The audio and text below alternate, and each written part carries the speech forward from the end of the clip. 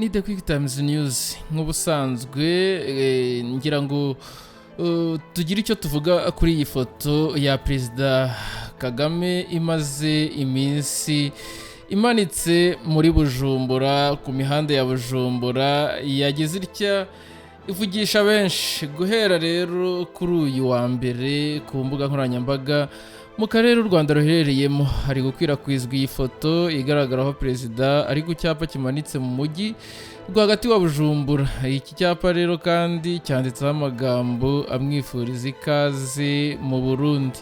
Iyi foto rero yacishije benshi urondogoro cyane ku Burundi bumaze iminsi bwigaragaza nk'igihugu kitajya imbizi n'u Rwanda. Ni kenshi rero Perezida Ndayishimiye Evariste uyobora iki gihugu cy'u Burundi yakunze kugaragara yiko mu Rwanda mu mbwirwaruhame ze zinyuranye. Uhawe ikaze rero ni the QuickTimes news, ni breaking news tugiye kubagezaho, aho tugiye kubanyuriraho muri makeya iby'iyi foto ndetse n'ukuri kw'iyi foto.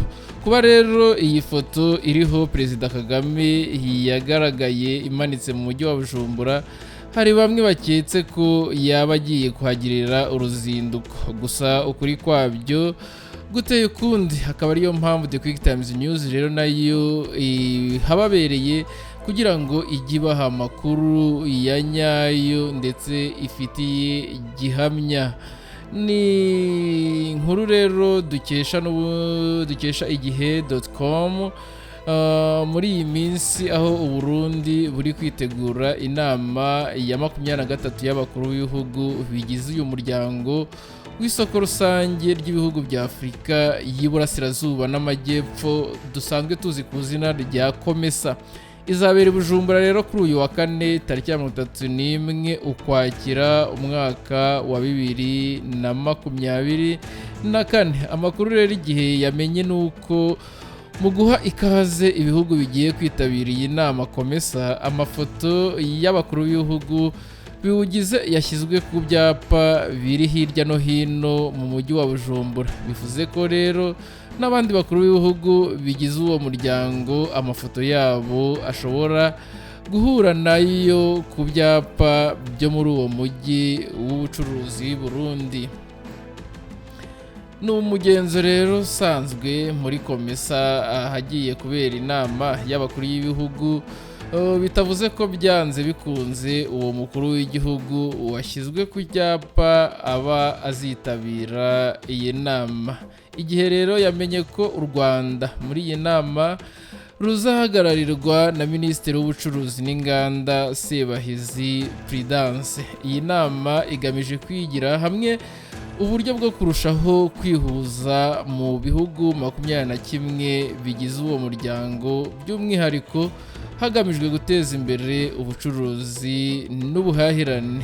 Umubano rero w'u Rwanda n'u Burundi watangiye kuzamo agatotsi mu mpera z'umwaka wa 2023. Icyo gihe rero cyo mu majyepfo icyo gihugu cyo mu majyepfo mbabarire y'u Rwanda gifunga imipaka gishinja u Rwanda gukorana n'abashaka guhungabanyiriza umutekano wacyo. Ibintu rero u Rwanda rwamaganiye kure rwivuye inyuma. Muri Nyakanga rero uyu mwaka impande zombi ziyemeje gucoca ibibazo zifitanye biciye mu biganiro. Hemejwe ko ibyo biganiro bigomba kuba bitarenze uyu mwaka, kandi amakuru igihe afite nuko gahunda igihari nubwo igihe bizabera cyo kitaremezwa.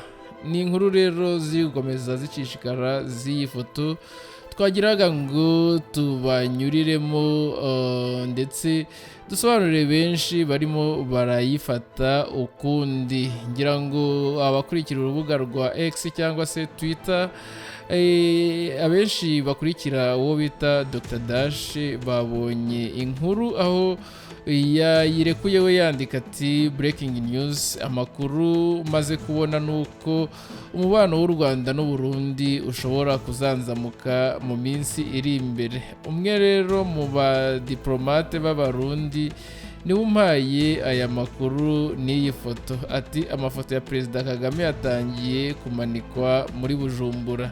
Uko niko rero Dr Dash nawe iyi nkuru yayikwirakwije ku mbuga nkoranyambaga za Twitter, maze abantu bayisamira hejuru.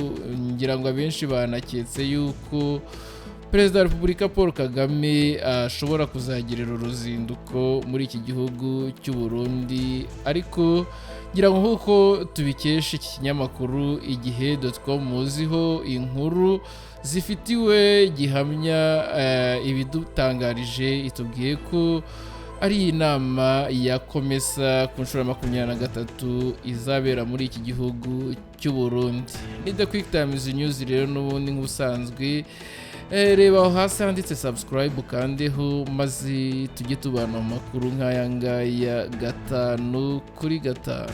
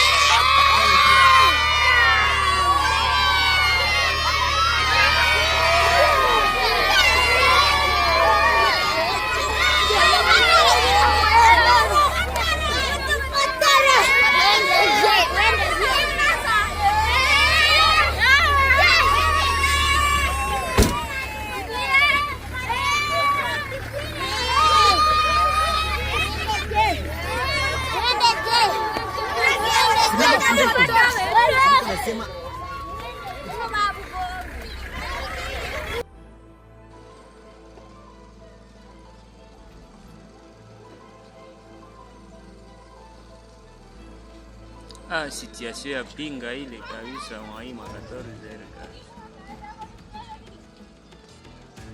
14 pinga ile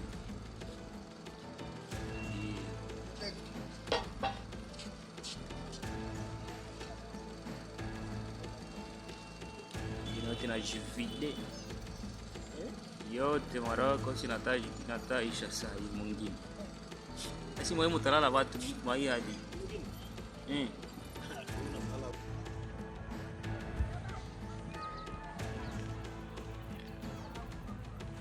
Petit Masisiri.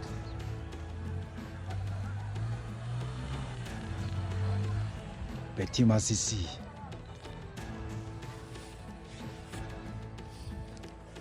Uma femme.